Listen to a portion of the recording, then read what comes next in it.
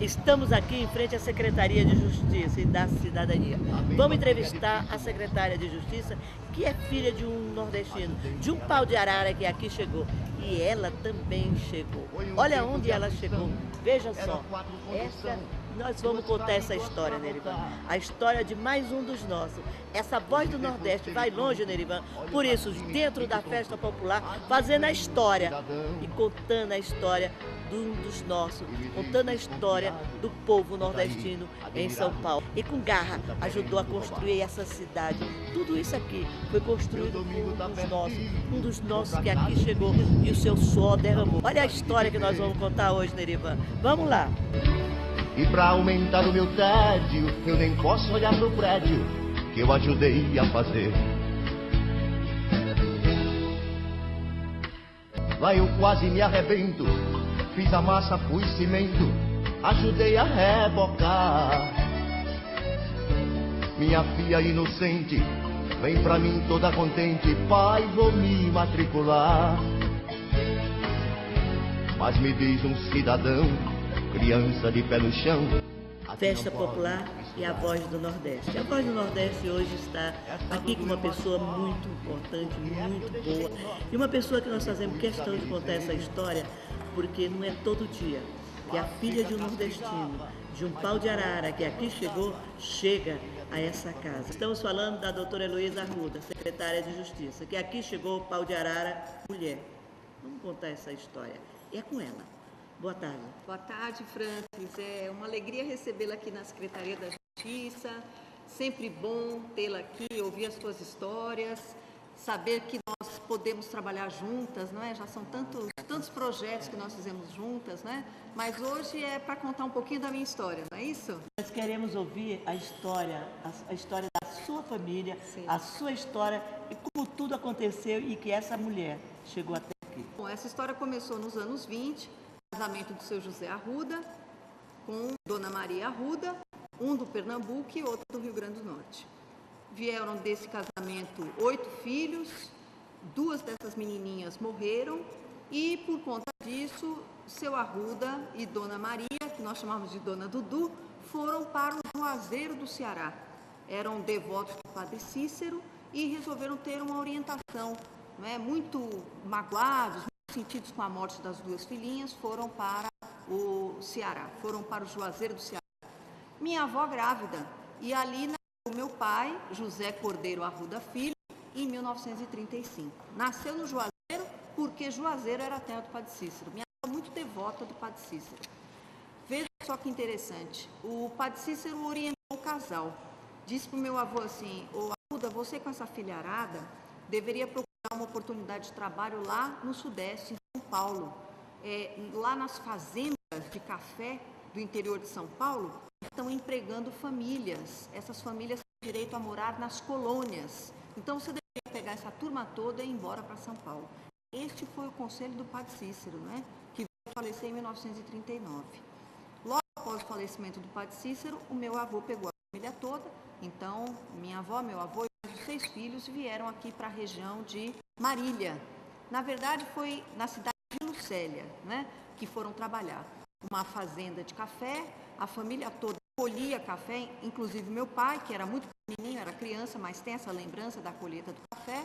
Mas o que teve de bom, Francis, é que a partir daí a família Arruda nunca mais passou fome, não é? Glória a Deus. Glória a Deus. Meu pai estudou numa escola rural e a foto é meu pai junto com 35 outras crianças, todos japoneses. Meu pai era o único brasileiro da sala. Olha que coisa interessante, coisa linda. Bom, meu pai não estudou muito, estudou até a 4ª série, mas a escola pública era muito boa. Meu pai tem uma letra linda, aprendeu conceitos de matemática muito bons. E ali eles permaneceram durante mais alguns anos, sempre trabalhando, a família toda, meu avô, minha avó e os filhos, todos trabalhando, até que os meninos cresceram e resolveram ganhar o mundo. E o meu pai veio para São Paulo, capital, né? Vindo para São Paulo, meu pai começou a trabalhar como vendedor. Ele vendia, sempre gostou muito de joias, meu pai começou a vender joias. E ele ia até Salvador para buscar as joias e o artesanato lá de Salvador para vender em São Paulo. Secretária, e como chegou a filha desse operário, desse empresário, aí já é empresário, chega e vai estudar. Como foi essa trajetória? Para falar da história da doutora Heloísa, tem que falar um pouquinho da história da dona Elza, né? Que é minha mãe. Lógico. Mineira, veio para São Paulo, conheceu meu pai no dia que chegou em São Paulo, começaram a namorar. Um ano depois estavam casados, um ano depois a Heloísa nasceu, um ano depois a Roseli nasceu, né? Que bom. É uma linda história de amor, que hoje já dura 53 anos, né? São casados há 53 anos, meus pais. E eu nasci nesse lar de muito amor, muito carinho e de muitos valores de trabalho, de estudo. Com alguma dificuldade, claro, meu início de vida, né? O meu pai, assim, nos manteve na escola. Eu depois fui para a escola pública de muito boa qualidade. Aqui na Vila Maria eu estudava, né? Mais uma escola de muito boa qualidade. E tendo estudado em escola pública, eu fui aprovada muito novinha, eu tinha 16 para 17 anos, no vestibular da PUC São Paulo, né? Fui fazer Direito na PUC São Paulo. E, bom, muito feliz. No ano seguinte, prestei concurso para escrevente de cartório no Tribunal de Alçada Criminal. Fui aprovada com 18 anos, em 7º lugar nesse concurso, né?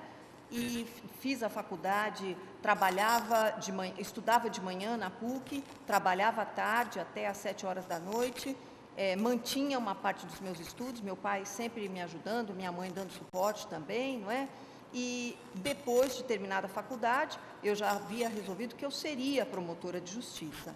Eu estudei muito os 5 anos de faculdade, depois mais o ano seguinte, prestei o concurso para o Ministério Público de São Paulo e fui aprovada, e na época foi muito interessante porque eu era mais nova e fui aprovada em 2º lugar, né? Eu tive um convite muito importante para trabalhar fora do Brasil, nas Nações Unidas.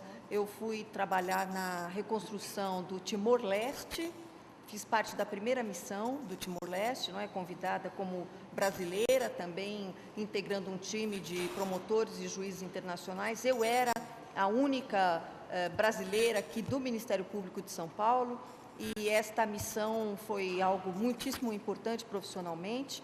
Nós trabalhávamos num Tribunal Penal Internacional, julgando os crimes praticados naquele território, eram crimes contra a humanidade, né? E eu fiquei ali um ano no Timor. Foi uma fase maravilhosa profissionalmente, mas eu deixei aqui o meu coração, porque eu deixei os meus 2 filhos, né? O Danilo e a Débora, que na época tinham 6 e 7 anos de idade, né? Como chegou a ser secretária de Justiça? Bom, aí, voltando do Timor, eu tive mais alguns cargos no Ministério Público, fui conselheira, diretora da Escola do Ministério Público, e veio o convite do governador. Espera um pouquinho, não dá para ficar quieta. Meu Deus, a voz do Nordeste se faz forte por isso. Vocês estão vendo o que uma mulher, o que o sangue nordestino corre nas veias de uma pessoa quando ela vem de um berço onde o amor constrói. E a lição de vida, aí está, de trabalho, de garra, mas acima de tudo, da estrutura da família. Vamos ver como foi a sua trajetória até chegar aqui, secretária de Justiça. O que aconteceu no ano de 2010 é que o governador Geraldo Alckmin já havia sido eleito, né, eleito no primeiro turno, e ele estava procurando uma pessoa para ser o secretário da Justiça. E a indicação do meu nome foi feita. Eu não conhecia o governador. Conhecia por ser eleitora dele, mas não pessoalmente, né? Então, amigos do Ministério Público, deputados que me conheciam, fizeram a indicação do meu nome ao governador. Claro que houve um processo de investigação sobre a minha capacidade técnica, mas eu recebi um telefonema dizendo, olha, o governador te convida então para ser a secretária. Bom, minha perna bambeou, né? Falei, meu Deus, e agora, né? Um desafio desse tamanho, né? Será que eu vou dar conta? Essa foi a minha pergunta inicial. Mas aí vem o sangue nordestino, a fibra nordestina. Já dei conta de tanta coisa, mas isso eu vou dar conta, né? Vale o trabalho, a determinação, a coragem, e eu vou em frente. No dia 17 de dezembro de 2010, eu conheci pessoalmente o governador Geraldo Alckmin, não é? Fui apresentada a ele, naquele mesmo dia ele anunciou meu nome como secretária da Justiça, E lá se vão 3 anos, né, Francis, de trabalho para esta cidade, tentando, e para este estado, tentando melhorar um pouco a situação das pessoas.